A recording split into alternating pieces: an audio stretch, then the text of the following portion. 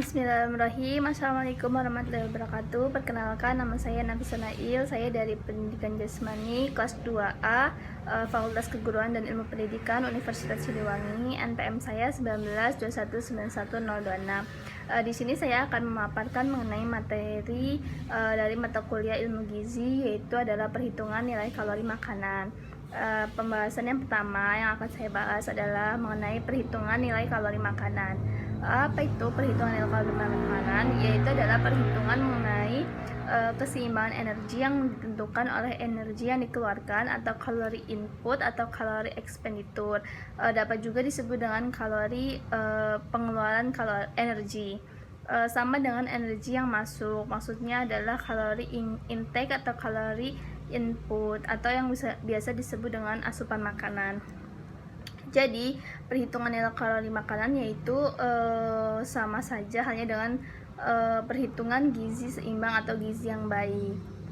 Dalam pertimbangan antara asupan zat gizi dengan kebutuhan zat gizi itu harus normal beratnya. Maksudnya adalah asupan zat gizi harus sesuai dengan kebutuhan zat gizi. Nah, yang kedua adalah pembahasan mengenai instrumen untuk menghitung nilai kalori bahan makanan. Antara lain yang harus dihitung adalah yang pertama, nilai kalori makanan. Dari nilai kalori makanan ini terdapat 3, yaitu adalah karbohidrat, protein, dan juga lemak. Perhitungannya, nilai kalori makanan dari karbohidrat itu dihitung per gram. Nah, 1 gram karbohidrat mengandung 4 kalori, sedangkan 1 gram protein mengandung 4 kalori juga, dan 1 gram lemak mengandung 9 kalori. Nah, yang kedua adalah yang harus dihitung mengenai daftar komposisi bahan makanan atau DMKB. DMKB terdapat berupa tabel makanan atau komposisi bahan-bahan makanan yang memuat berbagai jenis makanan beserta kandungan zat gizinya. Yang ketiga adalah ukuran rumah tangga atau URT. URT itu berupa daftar takaran bahan makanan yang dapat dilihat dari makanan tersebut. Untuk DMKB dan URT ini terdapat lampiran di mana berisi ukuran-ukuran atau takaran-takaran dari bahan makanan itu sendiri. Nah, langsung saja kepada contohnya. Di sini saya akan mencontohkan mengenai asupan energi dari bahan makanan atau dari makanan saya sehari-hari yang saya makan. Nah, di sini saya memakan, satu kali makan saya memakan 3/4 gelas nasi beras giling berwarna putih, dan 1 butir telur ayam, 1 potong sedang daging ayam, dan 1 mangkuk sayur bayam, dan 1 buah pisang ambon yang berukuran sedang, dan yang terakhir adalah 1 gelas susu sapi. Nah, untuk menghitung semua ini, yang pertama saya harus menghitung mengenai tadi yang saya makan pertama adalah 3/4 gelas nasi beras giling putih. Untuk menghitungnya ada karbohidrat yang pertama, yaitu URT dari 3/4 gelas nasi beras giling putih ini adalah 100 gram. Maka karbohidratnya dihitung dengan cara 100/100 dikali 100/100 dikali 78,9 dikali 4. Nah, itu tuh cara menghitungnya. Yaitu yang pertama 100 kali 100 itu adalah BDD yang dapat kita lihat di lampiran DKBM. Per 100 itu sudah rumusnya, dan yang kedua adalah 100 kali 100 lagi. 100 itu adalah URT atau berat dari nasi beras giling putih itu adalah 100 gram, maka dihitung 100 kali 100. Dan yang ketiga ada 78,9, yaitu adalah jumlah KH atau bisa dilihat dari DKBM. Nah, yang terakhir ada dikali dengan 4. Nah, 4 itu dari nilai kalori tadi. Karbohidrat adalah 1 gramnya 4 kalori, maka di situ dituliskan 4. Jadi seperti itu. Untuk yang lemak masih sama seperti tadi cara menghitungnya, yaitu yang saya makan adalah 100/100 dikali 100 per 100 dikali 0,7 dikali 9, yaitu hasilnya 6,3 kalori. Dan untuk protein ada 100 per 100 dikali 100 per 100 dikali 6,9 dikali 4, yaitu adalah hasilnya 27,2 kalori. Jumlahkan hasil dari 3,4 gelas nasi beras giling putih atau URT-nya 100 gram, yaitu memerlukan 349,1 kalori. Nah, untuk yang kedua, makanan yang saya makan adalah 1 butir telur ayam. 1 butir telur ayam itu URT-nya sama dengan 55 gram. Nah, untuk menghitung 55 gram ini, karbohidrat dari telur ayam itu BDD-nya ada 90, jadi 90 per 100 dikali berat atau URT dari telur ayam adalah 55, jadi 55 per 100 dikali jumlah KH dari 1 butir telur ayam ini 4,3 dan dikali 4 karena nilai kalori dari karbohidrat itu 1 gramnya 4, jadi hasilnya adalah 90 per 100 dikali 55 per 100 dikali 4,3 dikali 4 adalah hasilnya 1,4 kalori. Untuk lemak sama, yaitu 90 per 100 dikali 55 per 100 dikali nilai jumlah kalorinya hariannya 11,5 untuk 1 butir telur ayam pada lemak dikali 9 karena 1 gramnya lemak itu mengandung 9 kalori. Hasilnya adalah 51,2 kalori. Dan yang untuk protein adalah 90 per 100 dikali 55 per 100 dikali 12,8 untuk jumlah kalori hariannya dikali 4, 1 gram protein sama dengan 4 kalori, yaitu hasilnya 25,3 kalori. Nah, dijumlah dari tadi karbohidrat, lemak, dan protein, jumlahnya adalah 77,9 kalori. Nah, yang selanjutnya ada 1 potong daging ayam. 1 potong daging ayam ini URT-nya atau beratnya itu ada dalam gram ada 55 gram. Nah, untuk karbohidrat dari 1 potong daging ayam BDD-nya ada 90. Maka untuk karbohidrat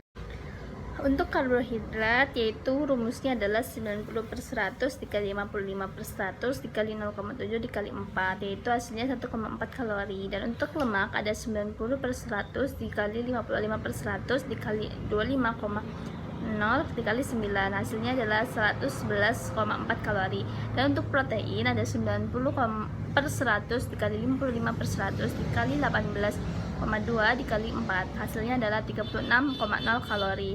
Hasil jumlah keseluruhannya untuk 1 potong daging ayam yaitu adalah 148,8 kalori. Selanjutnya yang saya makan adalah 1 mangkuk sayur bayam. URT untuk 1 mangkuk sayur bayam itu adalah 50 gram. Maka karbohidratnya dari BDD dari 1 mangkok sayur bayam ini ada 71. Maka hitungannya adalah 71 per 100 dikali 50 per 100 dikali 6,5 dikali 4, hasilnya adalah 9,2 kalori. Dan untuk lemak sama 71 per 100 dikali 50 per 100 dikali 0,5 dikali 9, hasilnya 1,6 kalori. Dan untuk protein 71 per 100 dikali 50 per 100 dikali 3,5 dikali 4, hasilnya adalah 5,0 kalori. Hasil dari 1 mangkuk sayur bayam adalah 15,8 kalori. Dan yang selanjutnya yang saya makan adalah 1 buah sedang pisang Ambon. URT dari 1 buah pisang Ambon ukuran sedang ini yaitu 50 gram. Untuk URT-nya adalah untuk BDD-nya adalah 75. Maka penghitungannya adalah 75 per 100 dikali 50 per 100 dikali 25,8 kali 4, hasilnya adalah 38,7 kalori.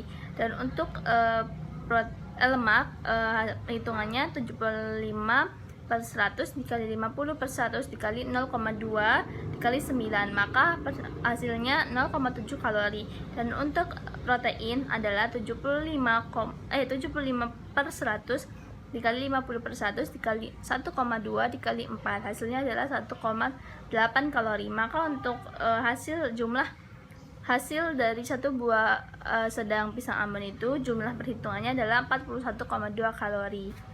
Dan yang terakhir ada yang saya minum adalah 1 gelas susu sapi. URT dari 1 gelas susu sapi adalah 220 gram, dan sedangkan BDD-nya adalah 100. Maka perhitungannya adalah karbohidrat 100 per 100 dikali 200 per 100 dikali 4,3 dikali 4, hasilnya 34,4 kalori. Untuk lemak yaitu 100 per 100 dikali 200 per 100 dikali 3,5 dikali 9, yaitu hasilnya 63,0 kalori. Dan untuk protein ada 100 per 100 dikali 200 per 100 dikali 3,2 dikali 4, yaitu hasilnya 25,6 kalori. Hasil atau jumlah dari 1 gelas susu sapi ini adalah 123,0 kalori. Nah, untuk jumlah keseluruhannya yang saya makan ini ada tadi 349,1 ditambah 77,9 ditambah 148,8 ditambah 15,8 ditambah 41,2 dan terakhir ditambah 123,0, hasilnya adalah 755,8 kalori. Nah, dengan demikian jumlah nilai kalori dari makanan yang saya konsumsi satu kali makan adalah 755,8 kalori. Nah, untuk membandingkan dari hasil kalori yang saya hitung kemarin pada materi sebelumnya adalah kebutuhan energi atau per hari yang saya butuhkan adalah 2.836 kalori. Nah, maka saya membutuhkan menu makanan rendah kalori senilai 1000 sampai 1300 kalori. Nah, untuk pagi saya bisa makan makanan yang 1000 kalori sampai 1300 kalori. Contohnya adalah nasi, 1 butir telur, 1 mangkuk sayur, dan 1 potong buah pada jam 10.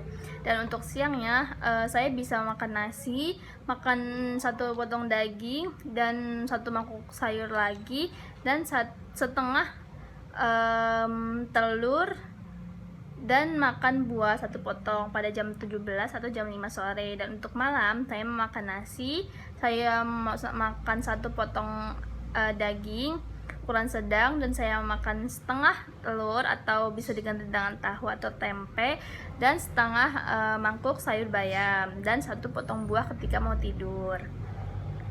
Nah, materi yang selanjutnya yaitu adalah prinsip penyusunan menu makanan. Maksudnya prinsip dari menu makanan ini tersusun atas 2 aspek. Yang pertama adalah kualitas, yang kedua adalah kuantitas dari gizi tersebut. Nah, untuk memenuhi kualitas terdapat 4 kaidah terdapat kaidah 4 sehat 5 sempurna. Apa itu 4 sehat 5 sempurna? Adalah hidangan yang dapat dinikmati dan memenuhi selera seluruh anggota keluarga tentunya, yang dapat memberikan rasa kenyang dan memiliki harga terjangkau oleh keuangan keluarga. Nah, untuk kuantitas ini sendiri dari gizi tersebut harus sesuai dengan umur, jenis kelamin, dan aktivitas dari anggota keluarga. Misalnya saya menjadi anggota keluarga dan saya memiliki aktivitas yang berbeda dari anggota keluarga yang lain, dan memiliki umur dan jenis kelamin yang berbeda misalnya, maka saya tidak boleh memakan makanan yang bertentangan dengan persyaratan sosial dan budaya. Maka tidak boleh bertentangan, dan harus disesuaikan dengan ketersediaan pangan setempat. Pembahasan yang selanjutnya adalah syarat-syarat menu makanan yang baik. Syarat-syarat dari menu makanan yang baik yang pertama adalah harus cukup mengandung zat-zat gizi yang baik. atau seimbang sehingga memenuhi syarat-syarat untuk kesehatan. Yang kedua adalah dapat menimbulkan selera atau menambah selera makan. Dan yang ketiga adalah harus dikombinasikan dengan baik antara rasa, warna, dan juga jenis hidangan. Dan yang terakhir adalah ada pergantian menu setiap hari supaya bervariatif dan tidak merasa jenuh memakan itu saja, karena akan menimbulkan rasa bosan dan juga tidak ada asupan makanan lain yang memiliki mungkin gizi yang lebih baik atau seimbang atau sesuai dengan kalori yang kita perlukan untuk menambah sumber energi atau menjadi pemasok sumber energi. Yang selanjutnya ada pedoman gizi seimbang atau PGS ini.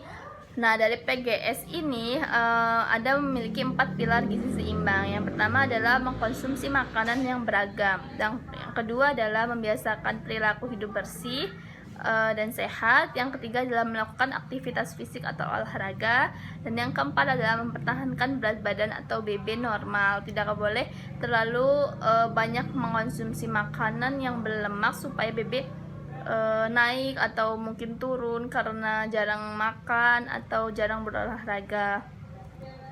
Dan yang terakhir adalah 10 pesan pedoman gizi seimbang. Yang pertama adalah bersyukur. Tentunya kita harus bersyukur pada Tuhan Yang Maha Esa. Kita sudah diberikan banyak sekali bahan-bahan makanan dari alam. Ada dari hewani, dari sayur-sayuran, dari buah-buahan, dari umbi-umbian. Itu tuh sangat sehat dan harus disyukuri gitu. Kita diberi kenikmatan untuk makan atau menikmati pemberian dari Tuhan Yang Maha Esa. Yang kedua ada makan sayur dan buah. Seperti yang tadi saya sampaikan, ketika kita bersyukur kita telah diberikan nikmat untuk memakan atau merasakan makanan sayur dan buah, itu tuh harus pergunakan sebaik mungkin gitu. Kita harus makan sayur dan juga buah karena sangat baik untuk kesehatan tubuh kita. Yang ketiga ada lauk pauk yang berprotein tinggi. Nah, maka kita harus memakan lauk pauk sebisa mungkin kita harus bisa memilah dan memilih lauk pauk yang memiliki protein yang tinggi, tidak hanya memiliki lemak yang tinggi yang nantinya akan membuat berat badan kita naik, tapi kita harus memiliki protein tinggi supaya badan kita tetap sehat dan juga bugar. Dan yang keempat ada aneka ragam makanan pokok. Jadi makanan pokok ide itu beragam, tidak hanya nasi saja, ada roti dan juga yang lainnya. Dan yang kelima ada membatasi makanan manis dan asin dan berlemak. Nah, kita harus menjauhi makanan-makanan yang manis, yang asin dan juga yang berlemak supaya kita tidak kelebihan berat badan atau obesitas. Dan tidak baik juga untuk kesehatan ketika kita terlalu banyak makan makanan yang manis. Kita bisa terkena penyakit diabetes ataupun yang lainnya. Selanjutnya yang keenam ada sarapan pagi. Nah, sarapan pagi ini sangat penting untuk kita karena kalau kita tidak sarapan pagi atau sering meninggalkan sarapan pagi, maka organ tubuh kita yaitu empedu akan melemah. Dan juga apabila kita tidak melakukan sarapan pagi lalu kita beraktivitas berat di siang sampai sore hari, maka aktivitas kita tidak maksimal karena kita tidak mempunyai atau memiliki energi dari sarapan tadi. Dan yang selanjutnya adalah minum air putih.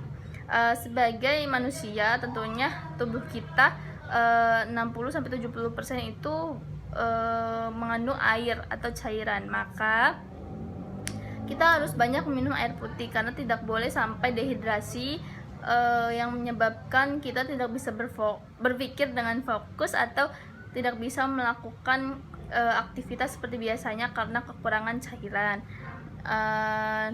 Kemudian yang kedelapan adalah baca label makanan. Nah, sebelum kita membeli makanan tentunya di toko-toko atau di supermarket atau pasar, kita harus membaca label makanan tersebut. Apakah makanan tersebut sudah masuk dalam BPOM atau sudah memiliki sertifikasi halal atau expired atau kadaluarsanya masih lama atau sudah melewati batas waktunya. Kita harus berhati-hati dan berjaga-jaga tentunya. Dan yang kesembilan adalah mencuci tangan dengan air yang bersih dan sabun. Tentu sekarang di era new normal tentunya juga kita harus mencuci tangan menggunakan sabun dan juga air yang bersih supaya menjaga kebersihan tangan kita yang sudah memegang benda-benda dari luar misalnya lalu dipakai untuk makan. Dan yang ke-10 adalah berolahraga. Nah, untuk menjaga keseimbangan dan kesehatan tubuh kita, maka kita harus berolahraga atau beraktivitas gitu. Misalnya aktivitas gerak, berolahraga, mengeluarkan keringat, mengeluarkan sari-sari makanan yang sudah kita makan menjadi keringat, itu sangat baik gitu untuk menjaga metabolisme tubuh dan juga menjaga daya tahan tubuh kita. Nah, mungkin sekian pemaparan materi yang saya sampaikan, kurang lebihnya mohon maaf apabila masih banyak kesalahan. Wassalamualaikum warahmatullahi wabarakatuh.